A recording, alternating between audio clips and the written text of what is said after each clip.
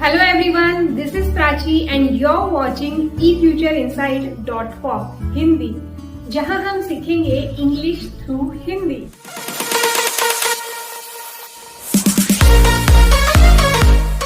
अब हम देखेंगे 30 days English speaking challenge day 15। यहाँ हम एक्टिव वॉइस और पैसिव वॉइस के बहुत सारे एग्जाम्पल्स देखेंगे। एक्टिव वॉइस कैसे होता है, एक्टिव वॉइस का पैसिव वॉइस कैसे होता है। इसके अलावा अगर आप डिटेल इसका वीडियो देखना चाहते हैं तो आपको प्लेलिस्ट में लिंक मिलेगी। ऑलरेडी इस पर एक वीडियो बना हुआ है, वो आप देखिए, उसको अच्छे से समझिए। यहाँ पर हम ज्यादा से ज्यादा एग्जाम्पल्स की प्रैक्टिस करेंगे। ओके, हर बात जब हम बात करते हैं तो वो दो प्रकार की होती है। पहली होती है कर्ता पर बल देते हुए, मतलब कर्ता की बाजू से हम बात करते हैं। कर्ता को डोअर कहा जाता है।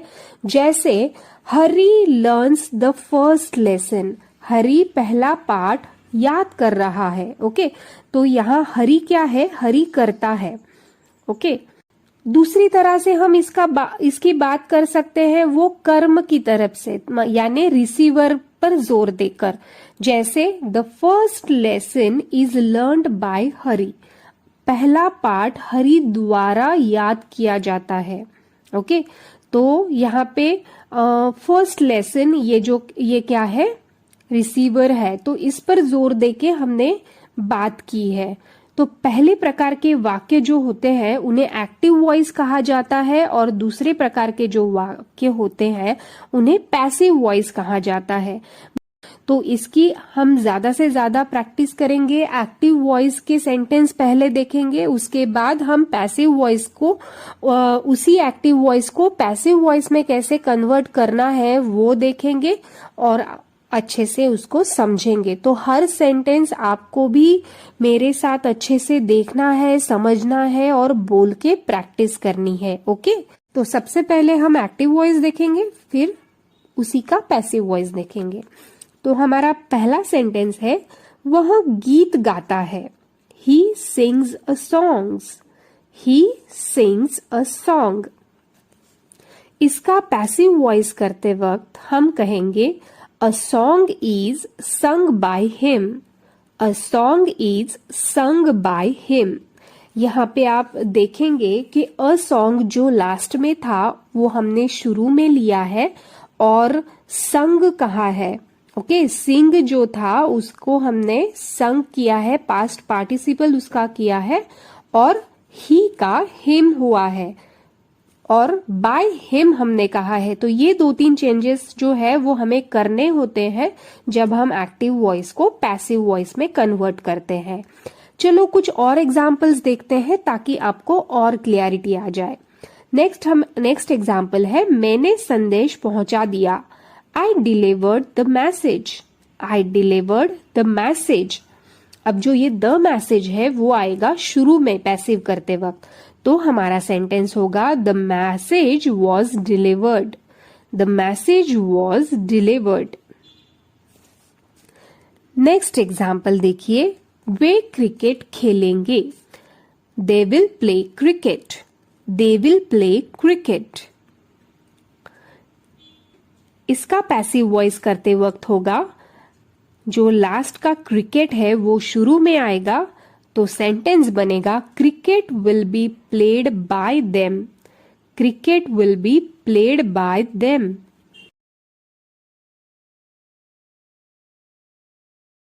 नेक्स्ट एग्जाम्पल है, क्या तुम चिट्ठी लिख रहे हो? Are you writing a letter, are you writing a letter. इसका पैसिव वॉइस होगा, is a letter being written by you, is a letter being written by you. क्या तुमसे पत्र लिखा जा रहा है, क्या तुमसे पत्र लिखा जा रहा है। नेक्स्ट एग्जाम्पल है, मजदूर नहर खोद रहे थे। Labours were digging a canal, labours were digging a canal. इसका पैसिव वॉइस होगा, A canal was being dug by the laborers. A canal was being dug by the laborers. Next example देखिए, क्या तुमने यह काम कर लिया है? Have you finished this job? Have you finished this job? इसका पैसिव वॉइस होगा Has this job been finished by you? Has this job been finished by you? Next example देखिए, हेल्प हिम, उसकी मदद करो, उसकी मदद करो, हेल्प हिम। इसका पैसिव वॉइस करते वक्त होगा लेट हिम बी हेल्प्ड। देखो, बहुत बार लेट का प्रयोग जब हम करते हैं तब बाय लिखने की जरूरत नहीं होती है, तो आप ऐसे भी कह सकते हैं late him be helped bye you, या आप कह सकते हैं लेट हिम बी हेल्प्ड। इतना कहे तो भी सही है। ओके, तो ऐसे हम कुछ और एग्जाम्पल्स भी देखेंगे जिसमें लेट का यूज होता है। देखो, एक्टिव वॉइस का पैसिव वॉइस करते वक्त कर्ता के स्थान पर कर्म को प्रमुख बनाने के लिए दो बातें की जाती है। पहला तो वाक्य में कर्ता को कर्म तथा कर्म को कर्ता बना दिया जाता है। ओके, फॉर एग्जाम्पल ये एक सेंटेंस है जहां राम ने रावण को मारा। इस वाक्य में राम कर्ता है और रावण जो है वो कर्म है। ओके, तो इसका हम एक्टिव वॉइस का जो उदाहरण है वो होगा राम किल्ड रावणा। ठीक है, तो राम यहाँ कर्ता है और रावणा क्या है? कर्म है। इसका जब पैसिव वॉइस होगा तब हम कहेंगे रावण राम द्वारा मारा गया। जहां पे राम पहले था वहां हमने क्या किया कि रावण को हमने पहले लाया। तो सेंटेंस हमारा बनेगा Ravana was killed by Rama.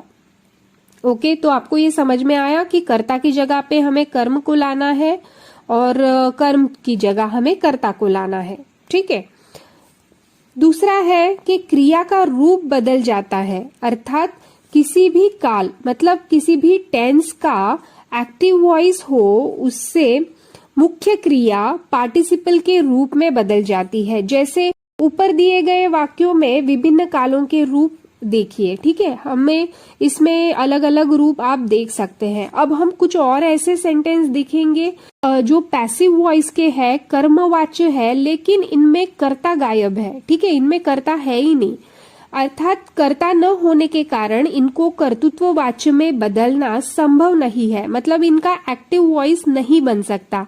ऐसे वाक्यों में कर्ता जरूरी नहीं होता। इस प्रकार के बहुत सारे वाक्य हैं जो आपको ध्यान में रखने हैं। जो पैसिव वॉइस के वाक्य है वो एज इट इज रहते हैं, इनको एक्टिव वॉइस में बदला नहीं जाता। तो चलो ऐसे कुछ सेंटेंस देखते हैं। ये सारे सेंटेंस बस पैसिव वॉइस के हैं, ध्यान से देखिए।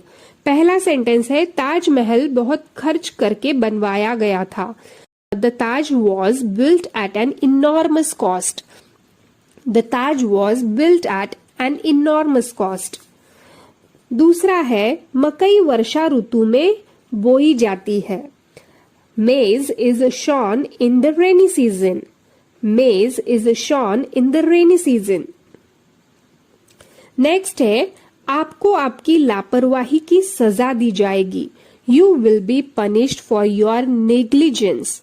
You will be punished for your negligence.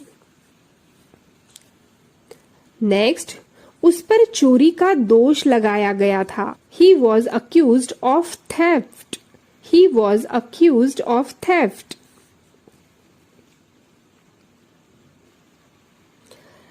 Next, सभी पेपर देखे जा चुके होंगे। All the papers will have been marked. All the papers will have been marked. Next, क्या आपको धोखा दिया गया है? Have you been cheated? Have you been cheated? Next, क्या उसे सूचना दे दी गई है? Has he been informed? Has he been informed?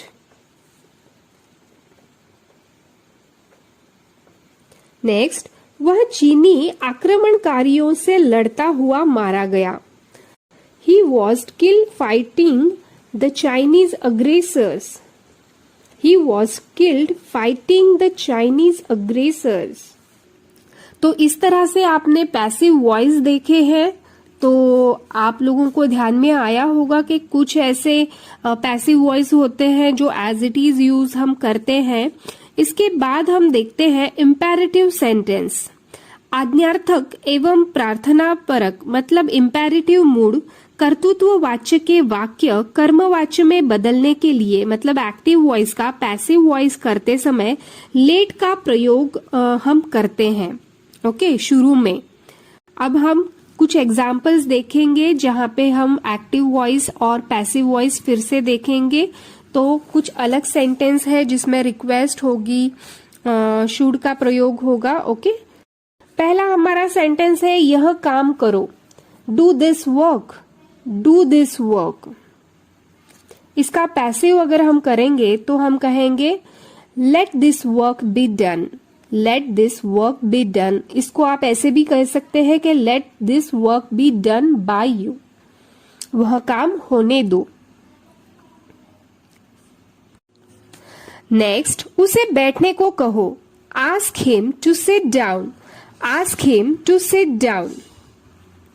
इसका पैसिव वॉइस होगा let him be asked to sit down, let him be asked to sit down. Next, कृपया धूम्रपान न कीजिए, please don't smoke, please don't smoke. इसका passive voice होगा you are requested not to smoke, आपसे धूम्रपान न करने का अनुरोध किया जाता है। You are requested not to smoke.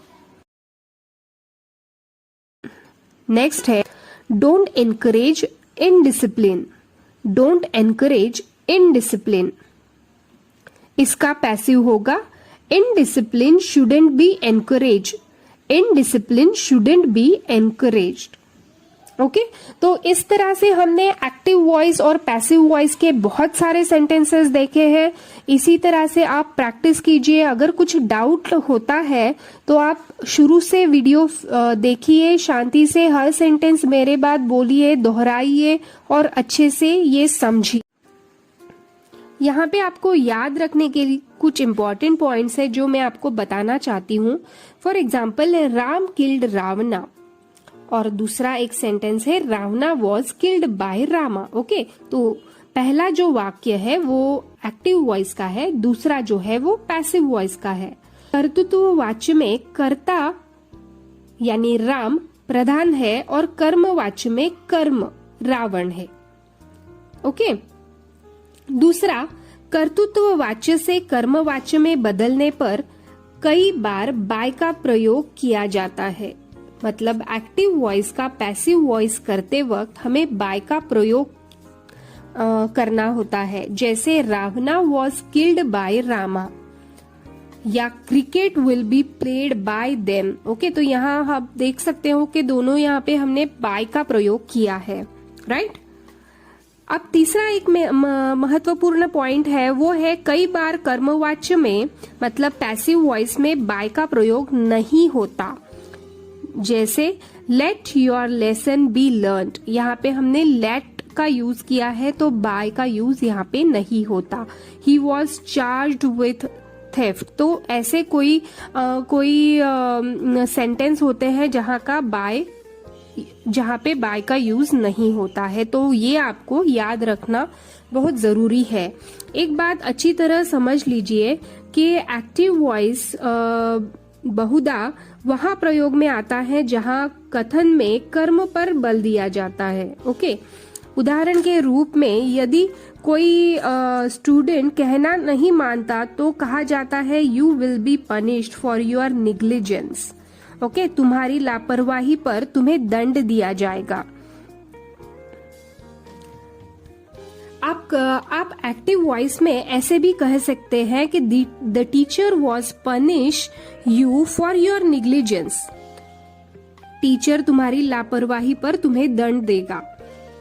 आप ध्यान देंगे तो आपको पता चलेगा कि इसका वह प्रभाव नहीं पड़ता जैसे पहले वाक्य का पड़ता है, क्योंकि यहाँ महत्व दंड देने वाले का नहीं है, दंड का है। इसीलिए दंड क्रिया पर बल दिया जाना चाहिए। ओके, तो इसी तरह से आपने बहुत सारे एक्टिव वॉइस और पैसिव वॉइस के सेंटेंसेस देखे हैं। ऐसी ही आप ज्यादा से ज्यादा प्रैक्टिस करो और ये वीडियो अच्छी तरह से समझो। ऐसे ही career guidance communication skill related video देखने के लिए चैनल लाइक, शेयर और सब्सक्राइब करें। चलिए तो फिर मिलते हैं नेक्स्ट वीडियो में। Till then bye bye, keep practising.